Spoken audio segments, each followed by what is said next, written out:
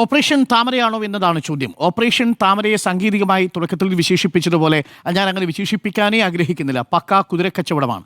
എന്നാൽ കുതിരക്കച്ചവടത്തിൻ്റെ സാമ്പത്തികമായിട്ടുള്ള ഏതെങ്കിലും ഇടപാടുകൾ ഇവിടെ നടന്നിട്ടുണ്ടോ എന്നറിയില്ല. പക്ഷെ അതിനേക്കാൾ അപകടകരമായ ഒരു രാഷ്ട്രീയ താല്പര്യം എന്തുകൊണ്ടാണ് ഒരു പഞ്ചായത്തിലെ കോൺഗ്രസിലെ പാർലമെന്ററി പാർട്ടിക്ക് ഉണ്ടായത് എന്നുള്ളതിനെ അത്ഭുതപ്പെടുത്തുന്ന കാര്യമാണ്. അരുണാചൽ പ്രദേശിൽ നമ്മൾ 2016 കണ്ടതാണ്. 43 പേരുമെന്ന ഭരണപക്ഷത്തുള്ളവർ അന്ന് 11 സീറ്റ് മാത്രം കിട്ടി BJPക്കൊപ്പം ഇറങ്ങിപ്പോകുന്നത് കണ്ട കാഴ്ചയാണ്. ഗോവയിൽ എങ്ങനെയാണ് ലെജിസ്ലേറ്റീവ് പാർട്ടിയിലെ മുഴുവൻ അംഗങ്ങളും BJPയിലേക്ക് ലയിക്കുന്നത് എന്ന് നമ്മൾ കണ്ടതാണ്. ഒരൊറ്റ സീറ്റ് പോലും ഇല്ലാതെ പുതുച്ചേരിയിൽ എങ്ങനെയാണ് BJP കോൺഗ്രസിന്റെ പൂർണ്ണ പിന്തുണയോടുകൂടി അധികാരത്തിൽ വന്നതെന്ന് കണ്ടതാണ്. അസമിൽ ഇന്നിപ്പോൾ അവിടുത്തെ ഭരിക്കുന്ന മുഖ്യമന്ത്രി പോലും എങ്ങനെയാണ് കോൺഗ്രസ് വിട്ട് BJPയിലേക്ക് വന്നത് എന്നത് നമ്മൾ കണ്ടതാണ്. ഇങ്ങനെ ഓരോരോ ഉദാഹരണങ്ങളുണ്ട്. കർണാടകയിൽ കുമാരസ്വാമിയെ പിളർത്തിക്കൊണ്ട് എങ്ങനെയാണ് BJP അധികാരം പിടിച്ചെടുക്കുന്നത്, ആരെയാണ് ആദ്യം ചാക്കിട്ട് പിടിക്കാൻ വരുന്നത് നമ്മൾ കണ്ടതാണ്. മഹാരാഷ്ട്രയിൽ ശിവസേനയെ പിളർക്കുന്നതോടൊപ്പം തന്നെ എങ്ങനെയാണ് അവിടെ NCPയിലേക്ക് BJP വേരുകൾ ആഴ്ത്തുന്നത് എന്നത് നമ്മൾ കണ്ടതാണ്. അങ്ങനെ രാജ്യമൊട്ടാകെ ഓപ്പറേഷൻ ലോട്ടസ് എന്ന ഓമന പേരിൽ കുതിരക്കച്ചവടത്തിൻ്റെയും കൂറുമാറ്റത്തിൻ്റെയും രാഷ്ട്രീയ തിരക്കഥിരിക്കുന്ന BJPക്ക് കേരളത്തിൽ വലിയ രീതിയിലുള്ള ഇടം കൊടുത്തിരുന്നില്ല. നമ്മൾ പോയതൊരു അനൂപ് ആന്റണി ആയിരുന്നു. അച്ഛൻ്റെ പേര് AK ആന്റണി എന്നാണ്. മറ്റൊരാൾ പത്മജ വേണുഗോപാലാണ്. അച്ഛൻ്റെ പേര് K കരുണാകരൻ എന്നാണ്. മറ്റൊന്ന് ടോം വടക്കനാണ്. മറ്റൊന്ന് AP അബ്ദുള്ളക്കുട്ടിയാണ്. ഇവരൊക്കെ പോകുന്ന ഫോൾഡ് ഏതാണ്? ഏത് ക്യാമ്പിൽ നിന്നാണ് പോകുന്നത്? ആരുടെ സ്പോക്ക് പേഴ്സൺ ആയിരുന്നു ടോം വടക്കൻ? ആരുടെ ഡിജിറ്റൽ മീഡിയ സെല്ലിന്റെ കൺവീനർ ആയിരുന്നു അനൂപ് ആന്റണി? അനിൽ ആന്റണി. അപ്പോ നോക്കൂ, ഇത് വളരെ എളുപ്പം കോൺഗ്രസിൽ നിന്ന് കൈപ്പത്തിയിൽ നിന്ന് താമരയിലേക്കുള്ള ദൂരം വളരെ കുറവാണ് എന്നത് മനസ്സിലാക്കിയിട്ടാണോ ഇത് സംഭവിക്കുന്നത്? ഇതാണ് ഇതിൻ്റെ പശ്ചാത്തലം. ഈ പശ്ചാത്തലത്തിൽ ഒരുപാട് രാഷ്ട്രീയ നേതാക്കൾ കടന്നുപോയിട്ടുണ്ട് കേട്ടോ. ഞാൻ അവരുടെ ഒന്നും പേരുകൾ പറഞ്ഞാൽ ഈ രാത്രി കൊണ്ട് അവസാനിക്കില്ല. 18 വർഷത്തെ രാഷ്ട്രീയ ബന്ധം അവസാനിപ്പിച്ച് ജ്യോതിരാദിത്യ സിന്ധ്യയ്ക്ക് പോകാൻ ഒരു കുഴപ്പവും ഉണ്ടായിരുന്നില്ല. ജ്യോതിരാദിത്യ സിന്ധ്യ പോകുമ്പോൾ അന്ന് കമൽനാഥ് സർക്കാരിനെ മറിച്ചിടാൻ വേണ്ടി 10-20 MLA കൂടിയിട്ടാണ് ഈ ജ്യോതിരാദിത്യ സിന്ധ്യയ്ക്കൊപ്പം പോകുന്നത്. അമരീന്ദർ സിംഗ് നോക്കൂ, കോൺഗ്രസിന്റെ പഞ്ചാബിലെ മുഖമായിരുന്നില്ലേ ക്യാപ്റ്റൻ എന്ന പേരുള്ള അമരീന്ദർ സിംഗ്? എങ്ങനെയാണ് നേരം വെളുക്കുമ്പോഴേക്കും BJP പാളയത്തിലേക്ക് അമരീന്ദർ സിംഗ് എത്തുന്നത്? എങ്ങനെയാണ് RNP സിംഗ് എത്തുന്നത്? എങ്ങനെയാണ് ജിതേന്ദ്ര പ്രസാദ് എത്തുന്നത്? എങ്ങനെയാണ് ജഗദീഷ് ഷട്ടാർ കോൺഗ്രസിലേക്ക് മടങ്ങി വന്ന് അതേ വേഗത്തിൽ BJPയിലേക്ക് തിരിച്ചുപോക്ക് നടത്തുന്നത്? ഇത്ര എളുപ്പം നിങ്ങൾക്ക് വേഷം മാറാൻ കഴിയുന്ന ഒന്നാണോ BJP എന്നുള്ളതാണ് ചോദ്യം. പണ്ട് നമ്മൾ പറയും ഹിന്ദു മഹാസഭയിലും കോൺഗ്രസിലും ഒരേപോലെ അംഗത്വമെടുത്ത് പ്രവർത്തിക്കുന്നവരുണ്ട്. അതിന് പാർട്ടിക്ക് തടസ്സമുണ്ടാവാതിരുന്നൊരു രാഷ്ട്രീയ ചരിത്രമുണ്ട്. പക്ഷേ ഇവിടെ നോക്കൂ, ഒരു പഞ്ചായത്തിലെ ലെജിസ്ലേറ്റീവ് പാർട്ടി അപ്പാടെ പോവുകയാണെന്നേ. അത് ആരുടെ പിന്തുണയോടുകൂടിയാണ് പോകുന്നത്? ചെറിയ നേതാവിൻ്റെ പിന്തുണയാണോ? DCCയുടെ ജനറൽ സെക്രട്ടറിയായ TM ചന്ദ്രൻ്റെ ഒപ്പം തന്നെ മണ്ഡലത്തിൻ്റെ പ്രസിഡന്റായ ഷാഫി കല്ലൂപ്പറമ്പൻ്റെ ഇവരുടെ പിന്തുണയോടുകൂടിയാണ്. എന്ന് പറഞ്ഞാൽ വെറും പ്രാദേശികമായിട്ട് ആ പഞ്ചായത്തിൽ ഒതുങ്ങുന്നതല്ല. പകരം പാർട്ടിയുടെ ജില്ലയിലെ തന്നെ വളരെ പ്രധാനപ്പെട്ടൊരു നേതാവിൻ്റെ ഒത്താശയോടുകൂടിയാണ് ഇവിടെ BJP പിന്തുണയോടുകൂടി ഒരാളെ കൊണ്ടുവരാൻ പോകുന്നത്. നേരത്തെ നിങ്ങൾ കണക്ക് പറഞ്ഞല്ലോ, യഥാർത്ഥത്തിൽ അരുണാചൽ പ്രദേശിൽ സംഭവിച്ചതുപോലെയല്ലേ? ഒരു MLA പോലും ഇല്ലാത്ത പുതുച്ചേരിയിൽ സംഭവിച്ചതുപോലെയല്ലേ? കേവലം 4 അംഗങ്ങൾ മാത്രമുള്ള മറ്റൊരു പഞ്ചായത്തിൽ BJPക്ക് പ്രസിഡന്റിനെ തീരുമാനിക്കാനുള്ള ശേഷി കൊടുത്തതാരാ? ആ BJPക്ക് അവിടെ വിസിബിലിറ്റി കൊടുത്തതാരാ? നിശ്ചയമായും അത് കോൺഗ്രസിന്റെ ജില്ലാ നേതൃത്വത്തിലെ വളരെ പ്രധാനപ്പെട്ട നേതാവിൻ്റെ പിന്തുണയോട് കൂടിയിട്ടാണ്. കാര്യങ്ങൾ വിശദീകരിക്കാൻ പോലും കഴിയുന്നില്ല. അവിടെയാണ് കുമരകത്തു നിന്നുള്ള വാർത്ത കൂടി വരുന്നത്. അപ്പോൾ മറ്റത്തൂർ മുതൽ കുമരകം വരെ നമുക്കിങ്ങനെ ഒരു കേരള മോഡൽ വരുന്നു എന്നുള്ളത് ഒരു ഭയപ്പാടോടു കൂടിയാണ് ഞാൻ കാണുന്നത്. അത് ഏതു കാര്യത്തിൻ്റെ പുറത്ത് നമ്മൾ നിഷേധിക്കാൻ ശ്രമിച്ചാലും ഇന്ത്യ ഒന്നാകെ കാണുന്ന ഒരു രാഷ്ട്രീയ പരിണാമത്തിൻ്റെ വഴി എന്ന് പറയുന്നത് വളരെ എളുപ്പം കോൺഗ്രസിൽ നിന്ന് ഇരുട്ടി വെളുക്കുമ്പോഴേക്കും BJPയായി മാറുന്നതിന് ഒരു ബുദ്ധിമുട്ടും ഉണ്ടാവുന്നില്ല എന്നുള്ളതാണ്. പ്രത്യയശാസ്ത്രപരമായ ഒരു തടസ്സവും അവർ നേരിടുന്നില്ല എന്നുള്ളതാണ്. അതുകൊണ്ടാണല്ലോ ദിഗ്വിജയ് സിംഗ് എന്ന് പറയുന്ന ഇന്ത്യയിലെ തന്നെ ഏറ്റവും പ്രധാനപ്പെട്ട എണ്ണം പറഞ്ഞ രാഷ്ട്രീയ നേതാവ് RSSനെ കുറിച്ച് പറഞ്ഞ വാചകം എന്താ? ഏത് ദൃശ്യമാണ് അദ്ദേഹം പങ്കുവച്ചിരിക്കുന്നത്?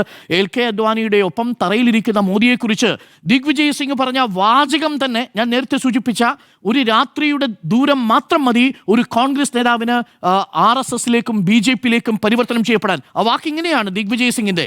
എൻ്റെ എത്ര ഹൃദയഹാരിയായ ചിത്രം. RSSന്റെ താഴെത്തൊട്ടിലുള്ള ഒരു സ്വയം സേവകൻ വിശേഷിപ്പിക്കുന്നത് ആരെക്കുറിച്ചാ? സാക്ഷാൽ നരേന്ദ്രമോദിയെക്കുറിച്ച്. രാഹുൽ ഗാന്ധി രാവും പകലും വെളുപ്പാക്കി ഇന്ത്യയിലുള്ള സമയത്ത് അദ്ദേഹത്തിൻ്റെ ഇടയ്ക്കുള്ള ഷോർട്ട് ടൂർ ഒഴിച്ചു നിർത്തി കഴിഞ്ഞാൽ ബാക്കിയുള്ള സമയത്ത് നിരന്തരം എതിർത്തുകൊണ്ടിരിക്കുന്ന നരേന്ദ്രമോദിയെക്കുറിച്ച് പറയുകയാണ് ദിഗ്വിജയ് സിംഗ് എന്ന കോൺഗ്രസിലെ ഏറ്റവും തലമുതിർന്ന നേതാക്കളിൽ ഒരാൾ. ശശി തരൂരിനേക്കാൾ ഒരുപക്ഷെ 2 പതിറ്റാണ്ട് രാഷ്ട്രീയ പാരമ്പര്യം കൂടുതലുള്ള ദിഗ്വിജയ് സിംഗ് പറയുന്നു, താഴെത്തട്ടിലുള്ള ഒരു സ്വയം സേവകൻ, ജനസംഘിൻ്റെ സാധാരണ പ്രവർത്തകൻ നേതാക്കളുടെ കാൽച്ചുവട്ടിൽ തറയിലിരിക്കുന്നു. പിന്നീട് അദ്ദേഹം മുഖ്യമന്ത്രിയും പ്രധാനമന്ത്രിയുമായി. ഇതാണ് സംഘടനയുടെ ശക്തി. ഏത് സംഘടനയുടെ ശക്തി? അദ്ദേഹം പിന്നീട് വിശദീകരിക്കാൻ ശ്രമിക്കുന്നുണ്ട്. ഞാൻ RSSന്റെ സംഘടനാ മികവിനെ കുറിച്ചാണ് പറഞ്ഞത്. RSSന്റെ സംഘടനാ മികവിനെ കുറിച്ച് പറയുമ്പോൾ നിങ്ങൾ ലെജിറ്റിമൈസ് ചെയ്യുന്നത് RSSന്റെ പ്രത്യയശാസ്ത്ര പദ്ധതി കൂടിയാണ്. അത് അങ്ങനെയാണ് സംഘടന പ്രവർത്തിക്കുന്നതെന്നേ. ആ സംഘടനയെക്കുറിച്ച്, ആ സംഘടനയുമായി ബന്ധപ്പെട്ട് പ്രവർത്തിച്ച സവർക്കറെ കുറിച്ച് എന്താണ്, LK അദ്വാനിയെക്കുറിച്ച് എന്താണ് ശശി തരൂർ പറഞ്ഞതെന്ന് നമ്മുടെ മുന്നിലില്ലേ? 1ഉം 2ഉം തവണയാണോ? 1 ഡസനിലേറെ തവണയല്ലേ BJP നേതാക്കളെക്കുറിച്ച്, നരേന്ദ്രമോദിയെക്കുറിച്ച്, ഈ സർക്കാരിനെക്കുറിച്ച് ശശി തരൂർ പറഞ്ഞത്? ഒരു ഭാഗത്ത് ശശി തരൂർ നിൽക്കുന്നു. ഇന്ന് ശശി തരൂരിനോടൊപ്പം ഇരിക്കുന്ന ദിഗ്വിജയ് സിംഗിനും RSS എന്ന് പറയുന്നത് മികച്ച സംഘടനാ പാടവമുള്ള ഒരു സംഘടനയാണ് എന്ന് പറയുന്ന സാഹചര്യത്തിലേക്ക് വരുന്നു. ഇതെവിടെയാണ് ഇത് പോകുന്നത്? പറയുന്നത് തലമുതിർന്ന നേതാവ്. അപ്പോൾ ദിഗ്വിജയ് സിംഗും ശശി തരൂരും അങ്ങ് കേന്ദ്രത്തിൽ, ഇവിടെ TM ചന്ദ്രനും ഷാഫി കല്ലൂപ്പറമ്പിനും ഈ ഇവിടെയുള്ള മറ്റത്തൂരിലുള്ള മണ്ഡലത്തിൽ, പഞ്ചായത്തിൽ, ഈ കുമരകത്തുള്ള പഞ്ചായത്തിൽ ഒക്കെ ഇവർക്ക് BJPയുമായി ബന്ധം കൂടുന്നതിന് ഒരു തരത്തിലുള്ള രാഷ്ട്രീയമായ ബുദ്ധിമുട്ടും ഉണ്ടാവുന്നില്ല, ഒരു തരത്തിലുള്ള പശ്ചാത്താപവും ഉണ്ടാവുന്നില്ല എന്നുള്ളതാണ്. അപ്പോൾ അവരുടെ രാഷ്ട്രീയത്തെ അവർ തിരിച്ചറിയുന്നില്ല എന്നുള്ളതാണ് വാസ്തവം. പ്രിയപ്പെട്ട പ്രേക്ഷകരെ, ഞാൻ പെരുമ്പാവൂരിൽ കൂടി നിങ്ങളുടെ ശ്രദ്ധ ക്ഷണിക്കുക. അവിടെ വലിയ പിന്തുണയൊന്നുമില്ല. അവിടെ ഒരു സംഭവം നടന്നു. എന്താണെന്നറിയാമോ? പെരുമ്പാവൂരിലെ മുനിസിപ്പൽ ചെയർപേഴ്സൺ രാഹുകാലം കഴിഞ്ഞ് ഞാൻ അധികാരം ഏറ്റെടുക്കൂ എന്ന് പറഞ്ഞുകൊണ്ട് 45 മിനിറ്റ് ബാക്കിയുള്ള ഉദ്യോഗസ്ഥരെ പുറത്തു നിർത്തി. എന്താ? കോൺഗ്രസിൻ്റെ ഒരു മുനിസിപ്പൽ ചെയർപേഴ്സൺ രാഹുകാലം നോക്കി ഞാൻ അധികാരത്തിലേക്ക് വരുമെന്ന് പറയുന്നതിന് ഒരു രാഷ്ട്രീയമായ പ്രത്യയശാസ്ത്രപരമായ ബുദ്ധിമുട്ടും ഇല്ലാതെ പോകുന്നത് എന്തുകൊണ്ടാണ്? ഉള്ളിൻ്റെ ഉള്ളിൽ തികട്ടി വരുന്ന ഒരു ബോധമുണ്ടല്ലോ. ആ ബോധം രാഷ്ട്രീയമായി ഗുണം ചെയ്യുന്നത്, രാഷ്ട്രീയമായി ഏറ്റവും എളുപ്പം നിങ്ങൾക്ക് ചേരാൻ കഴിയുന്ന ചേരി BJPയുടേതാണെന്ന തിരിച്ചറിവ് ഉണ്ടാവുന്നത് കൊണ്ടാണ്. ഹനുമാൻ ചാലീസ ചൊല്ലുന്ന ഒരു നേതാവിനെ നിങ്ങൾക്ക് രാം മന്ദിർ പണിയാൻ പോകുമ്പോൾ വെള്ളി വിഗ്രഹങ്ങൾ കൊടുത്തുവിടാൻ, വെള്ളിക്കട്ട കൊടുത്തുവിട്ടിട്ടുണ്ട് ഞാൻ എന്ന് പറയുന്നതിൽ ഒരു ഉളുപ്പും തോന്നാത്ത നേതാവിന് അയോധ്യയിൽ രാമക്ഷേത്രത്തിൻ്റെ പ്രാണപ്രതിഷ്ഠാ ദിനത്തിൽ പങ്കെടുക്കാതിരുന്നതിൽ വലിയ ഹൃദയവേദനയുണ്ടെന്ന് പറയുന്ന നേതാക്കളുടെ ഉള്ളിൽ ഒളിച്ചിരിക്കുന്നത് ഈ BJP ബോധം തന്നെയാണ്, ഈ സംഘപരിവാർ ബോധം തന്നെയാണ്. അതുകൊണ്ട് നിങ്ങൾക്ക് BJP എതിർക്കാൻ കഴിയുമെന്ന് കരുതരുത്. അതാണ് ബുൾഡോസർ രാജിൻ്റെ കാര്യത്തിൽ സിദ്ധരാമയ്യക്കും DK ശിവകുമാറിനും പറ്റുന്നത്. DK ശിവകുമാർ അഭിമാനം കൊണ്ട് പറയുന്നത് ഞാൻ കുട്ടിക്കാലത്ത് ഗണഗീതം പാടിയിരുന്ന ആളാണെന്ന് പറഞ്ഞ് അവസാനിപ്പിക്കുകയല്ല ചെയ്യുന്നത്. ആ ഗണഗീതം പാടുക കൂടിയാണ് ചെയ്യുന്നത്, അതിന് വിസിബിലിറ്റി കൊടുക്കുക കൂടിയാണ് ചെയ്യുന്നത്. ഒന്ന് ആലോചിച്ച് നോക്കൂ. കോൺഗ്രസ് നഖശിഖാന്തം എതിർത്തിരുന്ന ഗണഗീതത്തെ നിയമസഭയിൽ പാടുന്നതിനും അത് പാടുന്നതിൽ അഭിമാനം പൂണ്ടിരുന്ന ഒരാളാണെന്ന് താൻ പറയുകയും ചെയ്യുന്നു DK ശിവകുമാർ. അതേ DK ശിവകുമാർ ഉപമുഖ്യമന്ത്രിയായിരിക്കുന്ന, അതേ DK ശിവകുമാറിന് സിദ്ധരാമയ്യ തന്നെ ഭരിക്കുന്ന ബാംഗ്ലൂരിൽ ഈ വലിയ റിയൽ എസ്റ്റേറ്റ് മാഫിയയ്ക്ക് വേണ്ടിയിട്ട് കുടിയൊഴിപ്പിക്കുന്ന 180 പേരിൽ 156 പേരും മുസ്ലിങ്ങളായി പോകുന്നത് ഏതെങ്കിലും തരത്തിലുള്ള യാദൃച്ഛികതയാണോ? അതിലുള്ള 38 പേര് ദളിത് വിഭാഗത്തിൽപ്പെട്ടവരാണ്, അതിലൊരാൾ ക്രിസ്ത്യൻ വിഭാഗത്തിൽപ്പെട്ടവരാണ്. അവിടെ എന്താണ് കോൺഗ്രസിൻ്റെ നയം? അപ്പോൾ നമ്മൾ എണ്ണം പറഞ്ഞാൽ മുതിർന്ന നേതാക്കൾ മാറുന്നത് പ്രധാനപ്പെട്ട രാഷ്ട്രീയ കക്ഷികൾ, പ്രധാനപ്പെട്ട സംസ്ഥാനങ്ങളിൽ അധികാരം തന്നെ നഷ്ടപ്പെടുന്ന രീതിയിൽ കൂട്ടത്തോടുകൂടി ലെജിസ്ലേറ്റീവ് പാർട്ടിയിലെ തന്നെ പൂർണ്ണമായിട്ടുള്ള ആളുകൾ BJPയിലേക്ക് ചേക്കേറുന്നത്, ദിഗ്വിജയ് സിംഗും ശശി തരൂരും കമൽനാഥും അടക്കമുള്ള നേതാക്കളുടെ BJP അനുകൂല പ്രസ്താവനകൾ വരുന്നത്, ഒപ്പം തന്നെ കേരളത്തിൽ ഇതേപോലൊരു പഞ്ചായത്തിലെ 8 അംഗങ്ങൾ പൂർണ്ണമായിട്ടും എന്നുവെച്ചാൽ അവിടുത്തെ കോൺഗ്രസ് ലെജിസ്ലേറ്റീവ് പാർട്ടി ഇനി ഇല്ല. രാവിലെ നോക്കുമ്പോൾ കോൺഗ്രസ് ലെജിസ്ലേറ്റീവ് പാർട്ടി, വൈകുന്നേരം ആകുമ്പോൾ കോൺഗ്രസ് ലെജിസ്ലേറ്റീവ് പാർട്ടി പൂർണ്ണമായിട്ടും BJPയുടെ പിന്തുണയോടുകൂടി അവിടെ കൊണ്ടുവരികയാണ്. എന്നിട്ട് ഇവരവിടെ ഭരിക്കുമെന്നാണ് പറയുന്നത്. ഇപ്പോഴും പശ്ചാത്താപമില്ല കേട്ടോ ആ കാര്യത്തിൽ. ഇപ്പോഴും ഞങ്ങൾ പൂർണ്ണ പിന്തുണ കൊടുക്കുമെന്നാണ് പറയുന്നത്. അപ്പോൾ ഇവരെ വിശ്വസിച്ച് വോട്ട് കൊടുത്ത വോട്ടർമാർ ആരായി എന്നുള്ളത് വളരെ പ്രധാനപ്പെട്ട ചോദ്യമാണ്. അതുകൊണ്ട് ഇരുട്ടി വെളുക്കുമ്പോഴേക്കും ഏതെങ്കിലും ഒരു പാർട്ടിക്ക് BJPയായി എളുപ്പം രാഷ്ട്രീയ രാസപരിണാമം നടത്താൻ കഴിയുന്നുണ്ടെങ്കിൽ അത് കോൺഗ്രസ് ആണെന്ന് തെളിയിച്ചുകൊണ്ടിരിക്കുകയാണ്. എന്നിട്ടും CJP എന്നുള്ള പേരാർക്കാണെന്നറിയാമോ? കേരളത്തിലെ CPM എന്ന് പറയുന്ന പാർട്ടിക്കാണ് ഇവർ ഇട്ടുകൊടുക്കുന്നത്. ആ ഉദാഹരണം അതും ഇപ്പോൾ നമ്മൾ ബദിയടുക്കയിലെ കാര്യം പറഞ്ഞല്ലോ. അവിടെ ഒരേ ഒരു അംഗം വിട്ടുനിന്നത് മൂലം UDFനും BJPക്കും അവസരം വന്നു. അവർ ടൈയാണ് അവിടെ നിശ്ചയിച്ചത്. 2 പേർക്കും ഒരേ സ്ഥാനമാണ്. ആ വിട്ടുനിന്നത് BJPക്ക് ഭൂരിപക്ഷം കിട്ടുന്ന സാഹചര്യത്തിലല്ല, അവിടെ ടൈ ഇടാനുള്ള സാഹചര്യം മാത്രമേ ഉണ്ടാക്കിയുള്ളൂ. അതാണ് നമ്മൾ വീണ്ടും എടുത്തു പറയുന്നത്. ഒരു പഞ്ചായത്ത് അപ്പാടെ ഒലിച്ചുപോയി. ഒരു പഞ്ചായത്തിലെ പാർട്ടി അപ്പാടെ ഒലിച്ച് BJP ക്യാമ്പിലേക്ക് പോയി. അവിടെയാണ് നമ്മൾ ഇതിനെക്കുറിച്ച് സൂചിപ്പിക്കുന്നത്. അതുകൊണ്ട് ഇനിയെങ്കിലും അത്തരത്തിലുള്ള രാഷ്ട്രീയ വിമർശനങ്ങൾ ഉന്നയിക്കുമ്പോൾ സ്വന്തം പാളയത്തിലുള്ള ഈ സംഘപരിവാർ ആഭിമുഖ്യമുള്ള നേതാക്കളെയും സംഘപരിവാർ ആഭിമുഖ്യമുള്ള പാർട്ടിയുടെ പ്രാദേശിക ഘടകങ്ങളെയും ഒക്കെ ഒന്ന് ഓർമ്മിക്കണമെന്നേ ഈ ഘട്ടത്തിൽ പറയാനുള്ളൂ. ഒരു മനുഷ്യൻ മഞ്ഞും വെയിലും ഒക്കെ കൊണ്ട് ഇവിടെ വോട്ട് ചോരിയുമായി BJPയുടെ സംഘപരിവാർ രാഷ്ട്രീയത്തെ നിരന്തരം എതിർത്തുകൊണ്ട് സഞ്ചരിക്കുന്നുണ്ട്. പക്ഷേ കേരളം മാത്രമല്ല പല സംസ്ഥാനങ്ങളിലെയും ഇപ്പം ദിഗ്വിജയ് സിംഗിന് എന്താണ് ഇങ്ങനെ തോന്നാനുള്ള കാരണം? വളരെ എളുപ്പമല്ലേ, രാജ്യസഭാ ടേം അവസാനിക്കാൻ പോവാണ്. അധികാരം എന്ന അതുകൊണ്ടാണ് ഞാൻ തുടക്കത്തിൽ പറഞ്ഞത് ക്യാഷ് കൊടുത്തല്ല മറിക്കാൻ പോകുന്നത്. പകരം എന്താ, നിങ്ങൾക്കുള്ള അധികാര സാധ്യതകളാണ് മുന്നിൽ കാണുന്നത്. അധികാരത്തിലേക്കുള്ള നിങ്ങളുടെ വാഗ്ദാനങ്ങളാണ് നിങ്ങൾക്ക് തരുന്നത്. ആ വാഗ്ദാനങ്ങളിൽ പെട്ടുപോകാൻ പോകുന്ന ഒരു രാഷ്ട്രീയമായിട്ടുള്ള ബുദ്ധി മാത്രമേ, രാഷ്ട്രീയമായിട്ടുള്ള ശേഷി മാത്രമേ കോൺഗ്രസിന് ഉള്ളതെങ്കിൽ പണ്ടാരോ പറഞ്ഞതുപോലെ മികച്ച കോൺഗ്രസ് നേതാക്കളെ നിങ്ങൾ തിരഞ്ഞെടുത്തോളൂ, അവർ BJPയുടെ ഫിക്സഡ് ഡിപ്പോസിറ്റാണ്.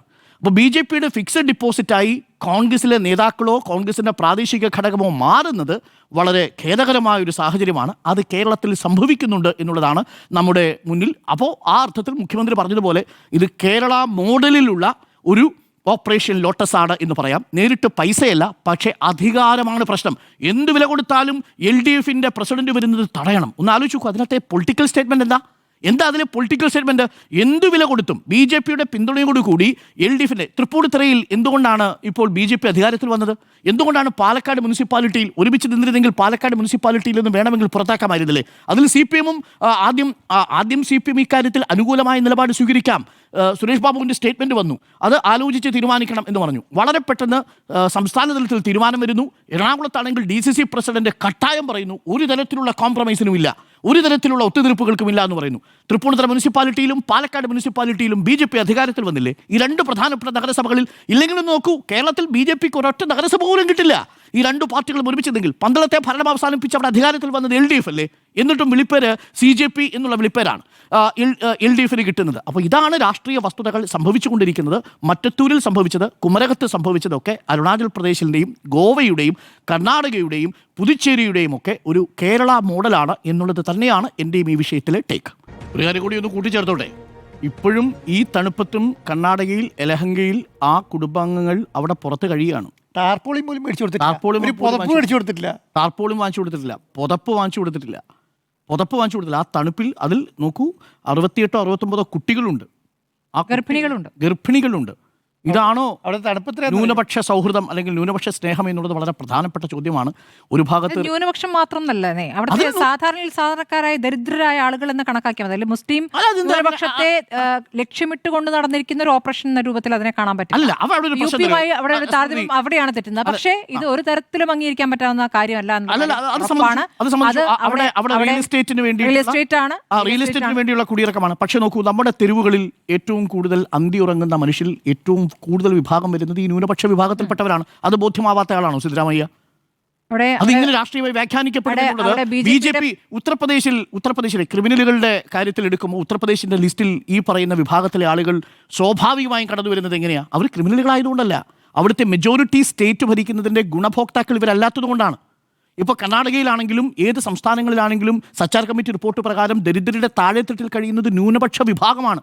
അപ്പോൾ കുടിയിറക്കപ്പെടുന്നതിൽ ആ വിഭാഗം ഉണ്ടാകുമെന്നുള്ള ബോധ്യമാണ് രാഷ്ട്രീയം. കേരളത്തിൽ സംഭവിക്കുന്നില്ലല്ലോ. അല്ല, അവിടെ DK ശിവകുമാറും ഈ സിദ്ധരാമയ്യയും തമ്മിലുള്ള പ്രശ്നമുള്ള സമയത്ത്, മുഖ്യമന്ത്രി പ്രശ്നമുണ്ടാകുന്ന സമയത്ത് BJPന്റെ സംസ്ഥാന അധ്യക്ഷൻ പറഞ്ഞ എന്താ അറിയോ? വേണമെങ്കിൽ ഞങ്ങൾ DK ശിവകുമാർ മുഖ്യമന്ത്രിയാക്കി തരാമെന്ന് പറഞ്ഞു. ഞങ്ങളോട് വന്നാൽ വളരെ ഈസി അല്ലേ?